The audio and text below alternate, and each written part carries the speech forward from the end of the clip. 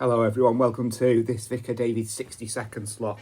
I thought throughout Lent, these 60-second slots, we'll look at some of the Beatitudes, those sayings of Jesus in Matthew and Luke, where Jesus says, how blessed are you when something you wouldn't expect to be blessed for happens, and then how sorrowful when something you perhaps would think was a good thing and happens. And on one level, these are deceptively simple. So how blessed are you when you know your need of God? So on one level, you think that's quite simple and straightforward. But then when you begin to unpack them, you can find layers and layers of meaning and in them. And that's what I hope we can do to some small extent.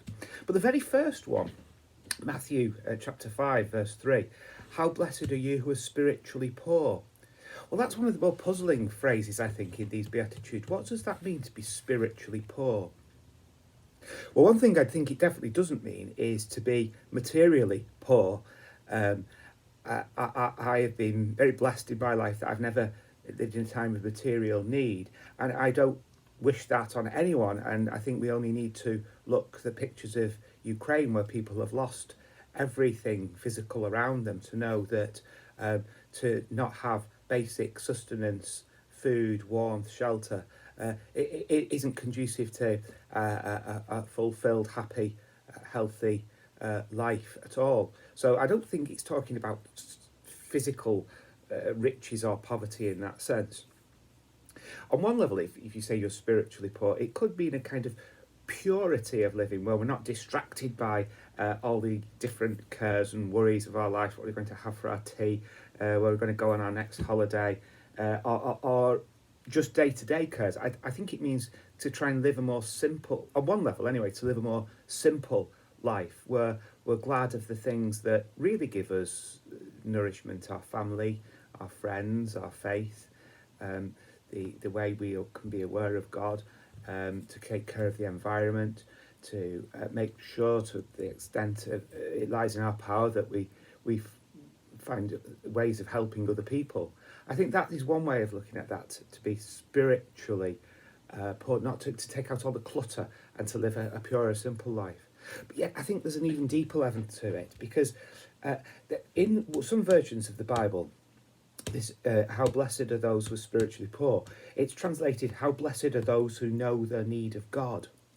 And I think that's one way of understanding this that can deepen our awareness of what Jesus is saying to us in the Beatitudes, and deepen our awareness and our relationship with God. Because if we're spiritually poor, if you're poor, you're in need. So you see where you get the need of God from.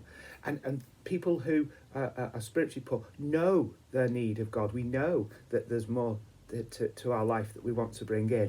One way of thinking about this is if you take a bottle of something, say in this case washing up liquid, and that's nearly empty. If it was completely empty, it would be in need of either filling up or probably more likely just going and getting another one. But the washing up liquid cleans things. It's a cleansing agent. It refreshes, it purifies things.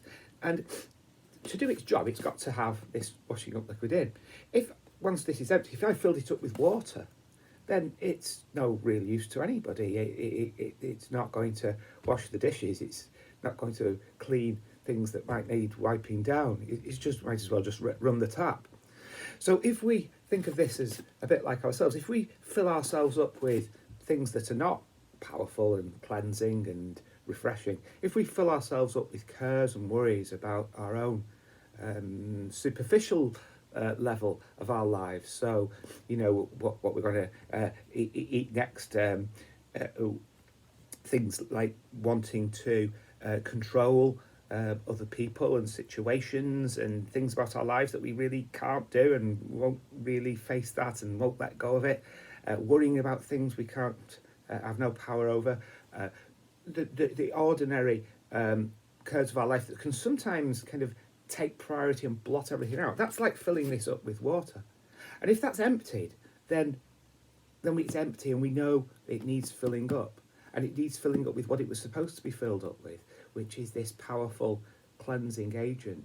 So if our lives can be emptied of all of those things which would clutter them up, our cares about ourselves, what we might call egotism, if we can empty ourselves of all those things and then turn to God, knowing our need of what God can give us, and filling ourselves up with what we were supposed to be filled up with, which is the power and the grace and the love of God and all that God can do in our lives, rather like this cleansing liquid can do so much, so powerful in what it can do. So God can do great things with us in our lives if we turn to Him in emptiness of knowing that our lives are in need of Him, know our need of God. Then we will be blessed, because we will know that in our spiritual poverty, God can come in and give us the richness and fill us up with all of those fantastic gifts by which